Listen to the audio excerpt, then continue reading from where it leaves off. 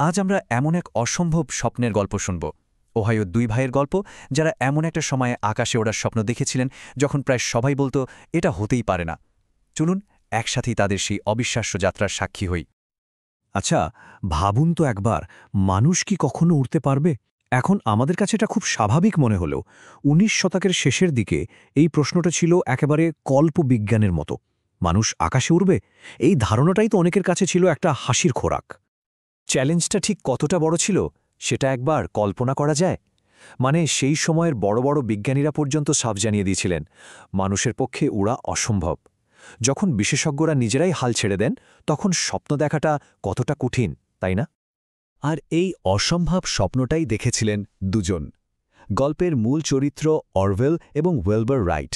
আর তাদের এই আকাশ ছোঁয়ার যাত্রার শুরুটা হয়েছিল, বিশ্বাস করবেন, একটা সাধারণ সাইকেল সারাইয়ের দোকান থেকে।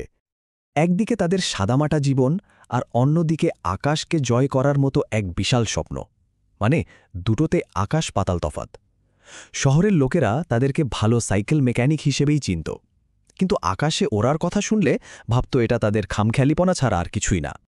তো স্বপ্ন তো দেখা হলো, কিন্তু এরপরের পর্বটা ছিল শুধুই ব্যর্থতার।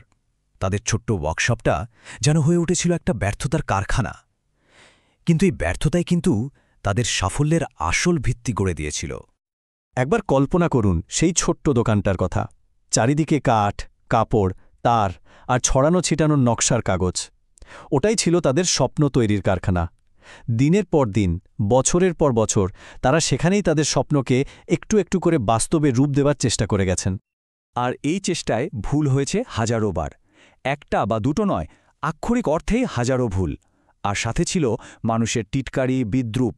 এখান থেকেই বোঝা যায় কোনো বড় উদ্ভাবন কিন্তু হুট করে একদিনে হয়ে যায় না। এর পেছনে থাকে দীর্ঘ এক কঠিন লড়াইয়ের গল্প। কিন্তু তাদের মানসিকতা ছিল সত্যি অসাধারণ। উইলবার রাইট একবার বলেছিলেন, ব্যর্থতা আমাদের রাস্তায় দেখাচ্ছে।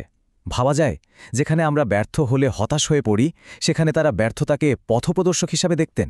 সবকিছুই আসলে দৃষ্টিভঙ্গির উপর নির্ভর করে, তাই না? তো ওয়ার্কশপের পরীক্ষা নিরীক্ষার পর এবার গল্পের মোড় ঘুরল। তারা গেলেন কিটি হকে, এমন একটা জায়গা যা তাদের পরীক্ষার জন্য ছিল একদম পারফেক্ট। কিন্তু প্রশ্ন হল, এত জায়গা থাকতে কিটি হক কেন? কারণটা খুব সহজ। সেখানে ছিল ওরার পরীক্ষার জন্য জরুরি শক্তিশালী আর একই সাথে স্থির বাতাস, আর ছিল নরম মসৃণ বালির মাঠ। মানে পড়ে গেলেও আঘাত পাওয়ার ভয় কম। সব মিলিয়ে জায়গাটা ছিল একেবারে আদর্শ। কিন্তু কিটি হককে গিয়েই যে সাথে সাথে সাফল্য চলে এলো তা কিন্তু নয়। তাদের প্রথম গ্লাইডারগুলো মুখ থুবড়ে পড়ল। খবরের কাগজগুলো তাদের এই চেষ্টাকে ব্যর্থ খেলা বলে হাসাহাসি শুরু করল। কিন্তু এত কিছুর পরেও তারা হাল ছাড়েননি। আর এই নাছোড় বান্ধা মনোভাবেই তাদের নিয়ে গেল সেই ঐতিহাসিক সকালের দিকে। এবার আমরা গল্পের চূড়ান্ত মুহূর্তে চলে এসেছি। তাদের বানানো সেই যন্ত্র, ফ্লায়ার, আর সেই বিশেষ দিনটার গল্প, যা ইতিহাসকে চিরদিনের জন্য বদলে দিয়েছিল। ওরা ঠিক আগের রাতে উইলবার তার ভাই অরভিলকে একটা অসাধারণ কথা বলেছিলেন। তিনি বলেন, যাই হোক না কেন আমরা চেষ্টা করব, আর সেটাই সর্বোচ্চ উদ্ভাবন। কি গভীর একটা কথা, তাই না? তাদের কাছে সাফল্য বা ব্যর্থতা বড় ছিল না, বড় ছিল চেষ্টা করাটা। আর সেই চেষ্টার দিনটি ছিল ডিসেম্বর 17, 1903। একটা তারিখ যা মানব ইতিহাসের পাতায় চিরদিনের জন্য লেখা হয়ে গেল। একবার চোখ বন্ধ করে ভাবুন সেই মুহূর্তটার কথা। ভয়, উত্তেজনা আর আশার এক মিশ্র অনুভূতি নিয়ে অরওয়েল কন্ট্রোলে শুয়ে পড়লেন।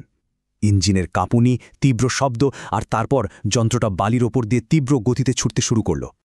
আর তারপর সেটা উড়ল। কতক্ষণের জন্য জানেন? মাত্র 12 সেকেন্ডের জন্য। হ্যাঁ, মাত্র 12 সেকেন্ড। শুনতে হয়তো খুব কম মনে হচ্ছে, কিন্তু মানব ইতিহাসের জন্য এই 12 সেকেন্ডের গুরুত্ব ছিল অপরিসীম। আর এই 12 সেকেন্ডে তাদের যন্ত্রটা উড়েছিল 128 ফুট। 12 সেকেন্ড আর 128 ফুট, এই ছোট্ট সংখ্যাগুলোর মধ্যেই লুকিয়েছিল মানবজাতির এক বিশাল লাফ। ইতিহাসে প্রথমবারের মতো একজন মানুষ তার নিজের তৈরি করা যন্ত্রে আকাশে উড়ল। অসম্ভবটা সম্ভব হল। মাটিতে নামার পর দুই ভাই একে অপরকে জড়িয়ে ধরেছিলেন। তাদের চোখের জল ছিল শুধুই আনন্দের, এক অসম্ভবকে জয় করার বিজয় উল্লাসের। কিন্তু গল্পটা এখানেই শেষ নয়। প্রশ্ন হল, ওই 12 সেকেন্ড কিভাবে আমাদের পুরো পৃথিবীকে আমাদের সভ্যতাকে চিরদিনের জন্য বদলে দিল। ওই 12 সেকেন্ডের যাত্রাটাই ছিল শুরু। সেখান থেকেই মানুষ আকাশে উড়তে শিখল, এক দেশ থেকে অন্য দেশে যেতে শুরু করল, এমনকি মহাকাশেও পাড়ি দিল। আজ যে আমরা এত সহজে দুনিয়া ঘুরে বেড়াই, তার মূলে রয়েছে ওই 12 সেকেন্ড। ভাবা যায়, একটা ছোট্ট সাইকেলের দোকানে জন্ম নেওয়া একটা জেদি স্বপ্ন, সেটাই আকাশকে আমাদের জন্য একটা নতুন পথ বানিয়ে দিল। পৃথিবীর সাথে আমাদের সম্পর্কটাই যেন পুরোপুরি বদলে গেল।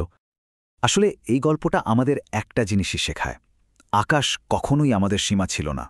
আসল সীমাটা ছিল আমাদের মনে। মানুষের অধ্যাবসায় আর কল্পনার শক্তি থাকলে কোনো বাধাই আসলে বাধা নয়।